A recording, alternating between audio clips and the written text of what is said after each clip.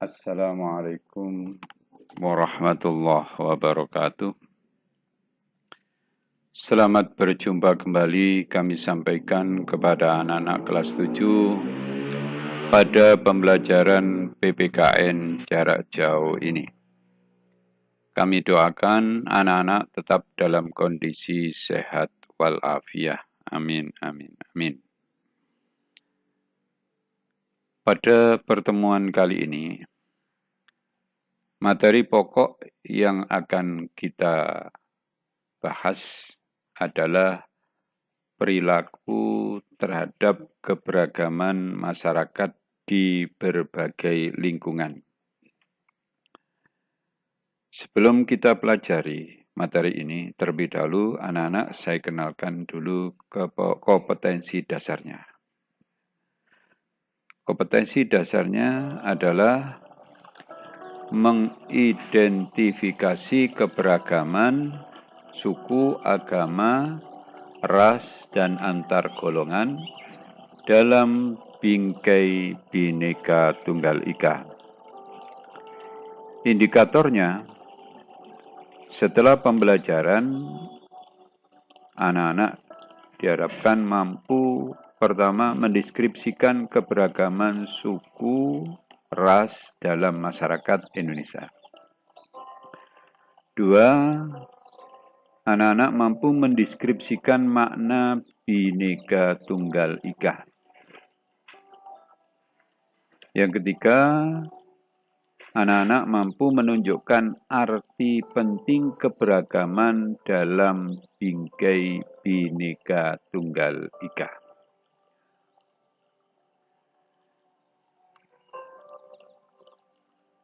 Baiklah, pertama mari kita kaji arti penting memahami keberagaman dalam bingkai Bhinneka Tunggal Ika. Berdasarkan Undang-Undang Negara Republik Indonesia tahun 1945, Pasal 25, disebutkan Negara Kesatuan Republik Indonesia adalah sebuah negara kepulauan yang berciri Nusantara dengan wilayah dan batas-batas dan hak-haknya ditetapkan dengan undang-undang.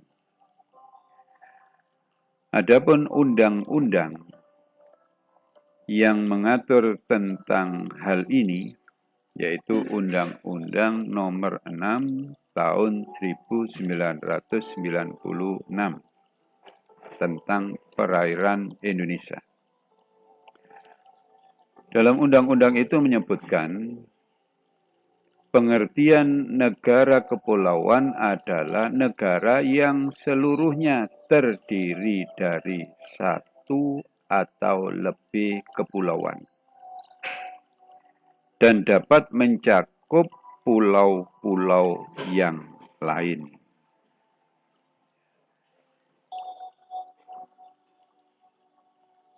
Nah, berdasarkan Undang-Undang Dasar Negara Kesatuan Republik Indonesia tahun 1945, Pasal 25, juga Undang-Undang Nomor 6 Tahun 1996 maksud kami,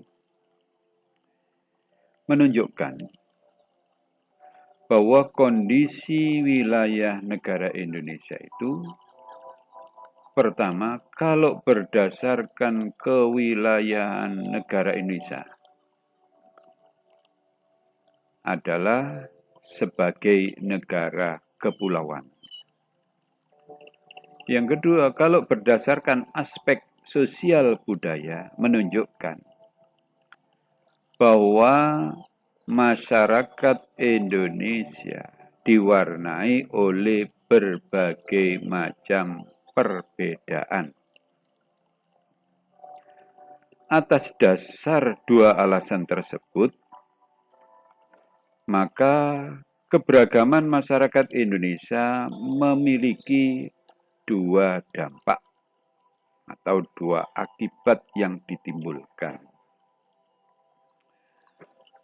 Pertama, dampak positif. Dampak positif ini dengan adanya keberagaman masyarakat Indonesia dalam bingkai Bhinneka Tunggal Ika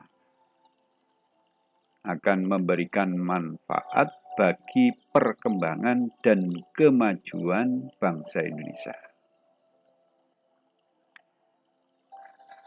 Namun dampak negatif yang akan ditimbulkan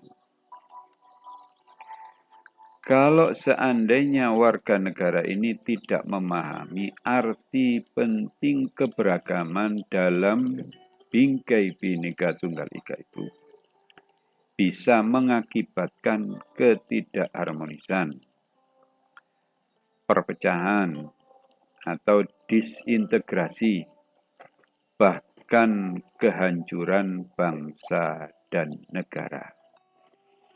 Tentunya dampak yang kedua ini harus kita hindari.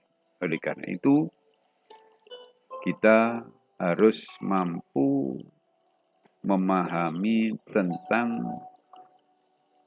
keberagaman masyarakat Indonesia, memahami tentang arti pentingnya keberagaman masyarakat Indonesia dalam bingkai Bhinneka Tunggal Ika. Maka keberagaman suku bangsa, budaya, agama, ras, dan antar golongan merupakan kekayaan bangsa yang sangat berharga. Meskipun berbeda-beda suku bangsa, adat istiadat, ras, dan agama, kita tetap bersatu dalam perjuangan mengisi kemerdekaan untuk mewujudkan cita-cita negara, yaitu merdeka, bersatu, berdaulat, adil, dan makmur. Jadi keberagaman itu bukan merupakan unsur perpecahan, tetapi keberagaman itu justru yang menciptakan kesatuan bangsa. Kesatuan bangsa di sini adalah upaya untuk mempersatukan perbedaan suku, adat istiadat, ras, dan agama untuk menjadi satu, yaitu bangsa Indonesia. Hal ini sesuai dengan semboyan negara kita, Bhinneka Tunggal Ika. Berbeda-beda, tetapi tetap satu jua. Sebenarnya, pada zaman dulu, istilah ini sudah ada dimuat dalam kitab Sutasoma yang dikarang oleh Empu Tangtular. Itu pada abad ke-14 di masa kerajaan Mojopahit. Bhinneka Tunggal Ika itu mengandung makna meskipun bangsa Indonesia ini terdiri atas beraneka ragam suku bangsa, adat istiadat, ras, dan agama, namun keseluruhannya itu merupakan satu kesatuan, yaitu bangsa dan negara Indonesia. Itulah makna yang terkandung dalam Bhinneka Tunggal Ika. Maka sebagai warga negara harus memiliki perilaku toleran terhadap keberagaman suku, keberagaman agama, keberagaman ras, dan keberagaman antar golongan. Oleh karena itu, hal itu harus kita miliki karena sikap toleran itu memiliki arti menahan diri, bersikap sabar, membiarkan orang berpendapat lain dan berhati lapang terhadap orang-orang yang memiliki pendapat berbeda. Marilah kita kaji tentang perilaku toleran terhadap keberagaman suku, agama, ras, dan antar golongan. Perilaku toleran dalam kehidupan beragama sebenarnya sudah diatur di dalam Undang-Undang Dasar Negara Republik Indonesia tahun 1945, terutama pasal 29 ayat 2, yang berbunyi, negara menjamin kemerdekaan tiap-tiap penduduk untuk memeluk agamanya masing-masing dan untuk beribadat menurut agamanya dan kepercayaannya itu.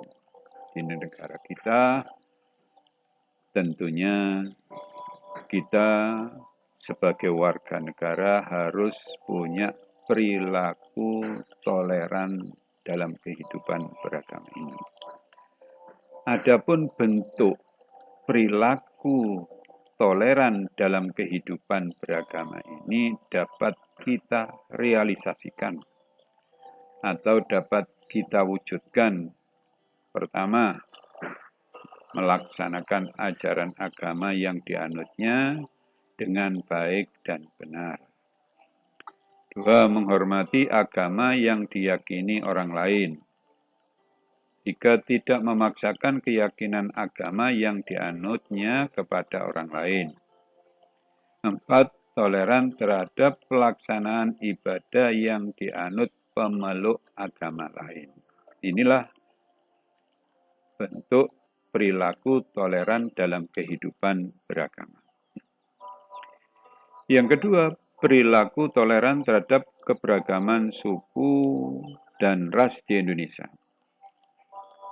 Dalam penelitian Badan Pusat Statistik atau BPS tahun 2010, Indonesia memiliki sekitar 1.340 suku bangsa.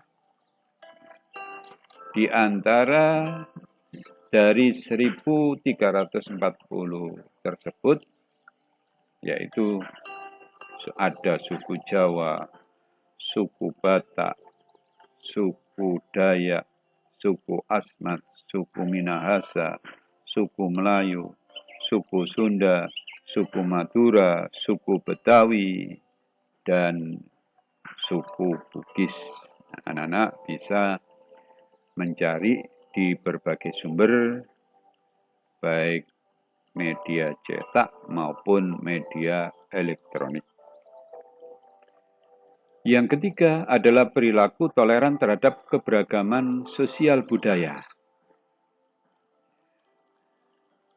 Dalam hal ini, bagi seorang pelajar dituntut memiliki perilaku dan semangat kebangsaan dalam mempertahankan keberagaman budaya bangsa dapat dilakukan dengan cara pertama, mengetahui keanekaragaman budaya yang dimiliki oleh bangsa Indonesia, mempelajari dan menguasai salah satu seni budaya sesuai dengan minat dan kesenangannya. Ketiga, merasa bangga terhadap budaya bangsa sendiri. Keempat, menyaring budaya asing yang masuk ke dalam bangsa Indonesia. Maka seorang pelajar harus tidak semerta-merta menerima budaya asing, harus kita saring dulu. Bagaimana cara menyaringnya? Yaitu disesuaikan dengan dasar negara kita. Kalau sesuai, kita terima. Kalau tidak sesuai, ya kita tidak contoh atau kita tidak ikuti. Nah, demikian anak-anakku sekalian tentang perilaku toleran terhadap keberagaman agama, keberagaman ras dan suku, serta keberagaman sosial. Semoga anak-anak bisa memahami dan mampu mendeskripsikan dengan tentang keberagaman agama, suku, ras, sosial, budaya, dan anak-anak mampu memahami tentang keberagaman itu dalam bingkai Bhinneka Tunggal Ika. Sehingga anak-anak bisa memiliki perilaku-perilaku yang bisa menciptakan kedamaian, menciptakan suatu suasana yang tentram, sehingga apa yang dicita-citakan oleh negara, yaitu merdeka, bersatu, berdaulat, adil, dan makmur akan terrealisasi dalam kehidupan masyarakat. Kami ucapkan terima kasih atas perhatiannya. Sampai jumpa kembali pada pertemuan berikutnya. Wassalamualaikum warahmatullahi wabarakatuh.